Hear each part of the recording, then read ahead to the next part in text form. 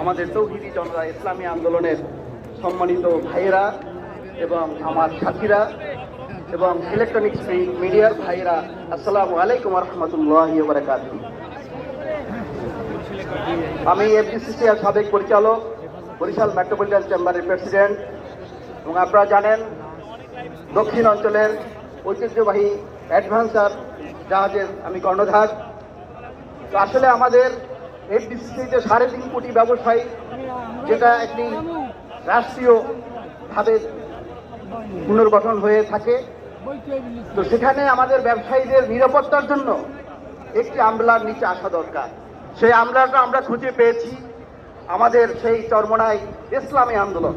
আমি মনে করি সারা বাংলাদেশের সকল ব্যবসায়ী 5ই আগস্টের পরে যে ফ্যাসিস্ট ছিল তার কথা আলাদা, যারা ফ্যাসিস্ট ছিল না তারাও সেখানে নির্যাতিত হয়েছে।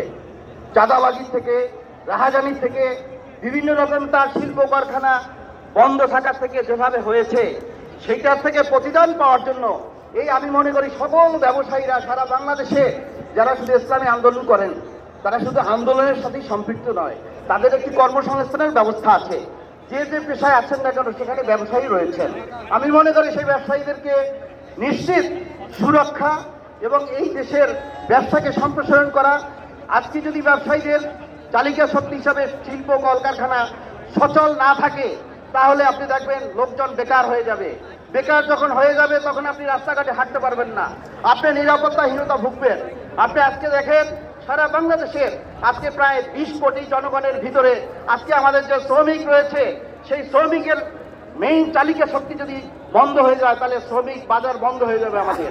তো সেই জায়গাকে চালিকা শক্তি আমাদেরকে উদ্ভাবন করার জন্য নিরাপত্তার জন্য আমাদের এই আজকে যে প্ল্যাটফর্মে আমরা এসে দাঁড়িয়েছি, আমরা সকল ব্যবসায়ীদেরকে, সারা বাংলাদেশের সকল ব্যবসায়ীদেরকে বলবো যে চাঁদাবাজ মুক্ত এবং দলের ভিতরে যে চাঁদা দিতে হয় সেই চাঁদাটাও ইসলামী আন্দোলনকে দিতে হয় না।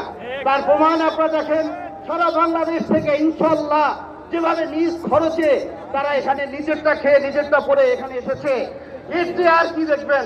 এই দৃষ্টান্ত দেখে আমি মনে করি আপনাদের প্রত্যেকের এই ইসলামী আন্দোলনের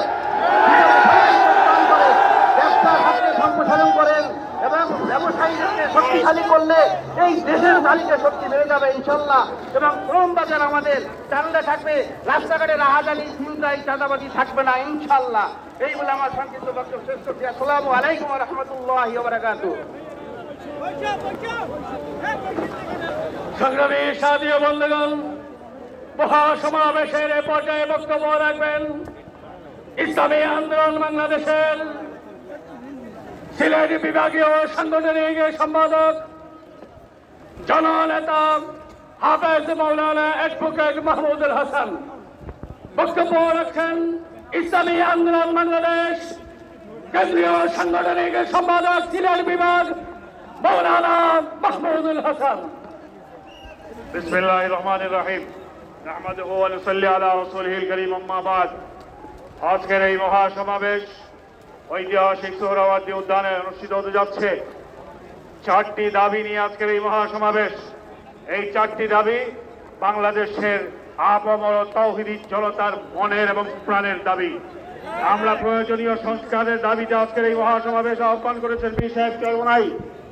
কিছু কুচক্রী মহল আছে, এরা সংস্কার চায় না, এরা অত্যন্ত পুরাতন বিষয়গুলো সামনে রেখে সেই মাধ্যমে অতীতের ন্যায় তাদের পূর্বসূরীরা যেভাবে আমাদেরকে শোষণ করে গিয়েছিল, আগামী দিনের রাষ্ট্রীয় ক্ষমতায় এসে আমাদেরকে আবারও শোষণ করতে চায়।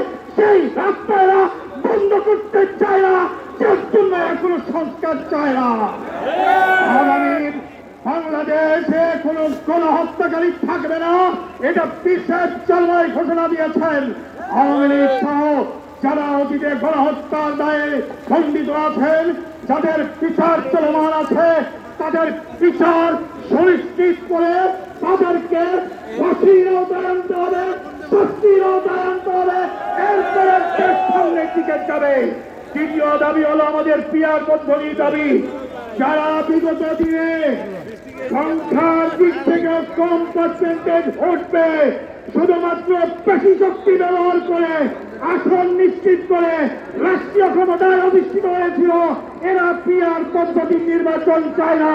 কিন্তু বাংলাদেশের প্রত্যেকটি দেশপ্রেমিক জনগণ পিআর পদ্ধতির নির্বাচন চায়। এই পিআরের মাধ্যমে আগামী নির্বাচন দিতে হবে। চতুর্থত, ইসলাম বিরোধী সকল ষড়যন্ত্র চক্রান্তের প্রতিবাদে আজকের এই কার্যক্রম। শেখ হাসিনা ইসলামের বিরুদ্ধে অবস্থান নিয়েছিল, দেশের বিরুদ্ধে অবস্থান নিয়েছিল, মানুষের বিরুদ্ধে অবস্থান নিয়েছিল। বাংলাদেশের ঠাঁই হয় নাই, ভারতে যেতে বাধ্য হয়েছেন। এখনো যারা ইসলামের বিরুদ্ধে অবস্থান নেবেন, পৃথিবীতে ঠাঁই হবে না ইনশাআল্লাহ। বন্ধুগণ, ইসলামী আন্দোলন বাংলাদেশ